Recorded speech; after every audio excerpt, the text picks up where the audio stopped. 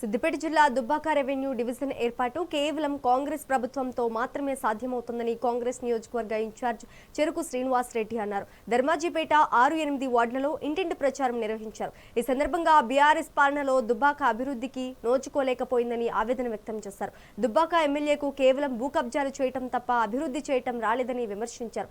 Dubbaka municipal ఎన్నికల్లో Congress party చేతి గుర్తుపై ఓటు వేసి కాంగ్రెస్ అభ్యర్థులను గెలిపించాలని ప్రజలను కోరారు. ఈ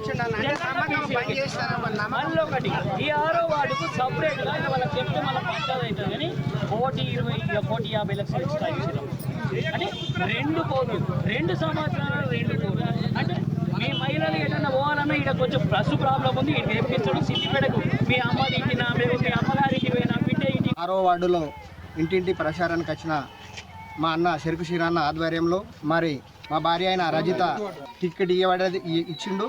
మరి అభివృద్ధి కోసం సీనాల సహకారంతో 3 సార్లు 4 సార్లు వార్డు తిరుగుతుంటే అక్కలు అన్నలు అందరూ అన్న మాకు మోరి లేదు, అన్న మాకు సీసీ రోడ్డు లేదు, అన్న మాకు బోరు లేదు, అన్న మాకు ఇండ్లు లేవు అనేటువంటి బాధలు ఒక్కొక్క అక్క చెల్లెల దాంట్లో వాళ్ళ ముఖాలలో చూస్తే ముఖం మాట్లాడలే, అందరికి ఇట్లే వస్తారు, అందరు ఓట్లేసుకునే పోతుండ్రు అన్నటువంటి వాళ్ళ లోపల నమ్మకం అనేది పోయింది.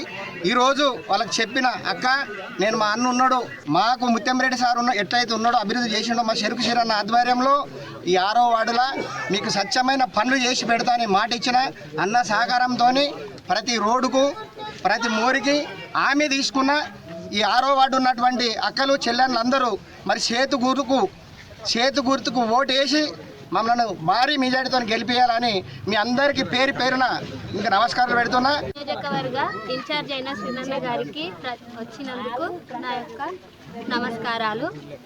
8వ మౌనిక అని నేను 8వ వార్డు నుంచి కాంగ్రెస్ పార్టీకి పోటీ చేయడం జరిగింది. దయచేసి గెలిపించింది. అన్ని విధాల అన్ని సౌకర్యాలకు అందుబాటులో ఉంటాము. చేగుర్తు నేసి గెలిపించండి. 24 గంటలు అందుబాటులో ఉంటాము. బస్సు సౌకర్యము, మోర్లు కానీ డ్రైనేజీలు, ఆపత్తి సంపత్తి అన్నిటికీ ముందుండి చేపిస్తాము.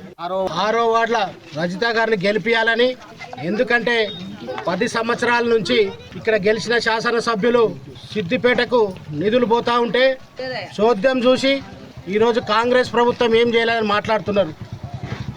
సిద్దిపేట ఏ విధంగా అభివృద్ధి చెందిందో ప్రజలందరికీ తెలుసు. మరి తెలంగాణ రాష్ట్రంలో మన దుబ్బాక సిద్దిపేటలాగా ఎందుకు అభివృద్ధి చెందలే? గతంలో ముత్యంరెడ్డి గారు చేసిన పనులే ఈరోజు కనబడతా ఉన్నాయి. కేవలం ఇక్కడ ప్రభాకర్ రెడ్డి గెలిచిండు, మన ఆత్మ అభిమానాన్ని సిద్దిపేట నాయకుల దగ్గర తాకట్టు పెట్టిండు. ఆయనకు ఒకటే దుర్గం చెరువు కబ్జా, మోడర్న్ బ్లడ్ ల్యాండ్లు చౌకగా కొట్టేసిండ్రు. ఆ జాగాలు మళ్ళీ ఆడపోతాయో దుబ్బాకకు నిధులు రాకుండా ఆయన మాట్లాడిన సందర్భం లేదు. ఈ 2 సంవత్సరాలలో మొన్ననే మంత్రి గారితో ప్రతి వార్డుకు 50 లక్షల రూపాయలు డ్రైనేజ్ సీసీలకు శాంక్షన్ చేయడం జరిగింది. దానికి టెండర్ ప్రాసెస్ కూడా అయినాయి. ఇంకొక 5 కోట్లు కూడా శాంక్షన్ జరిగింది.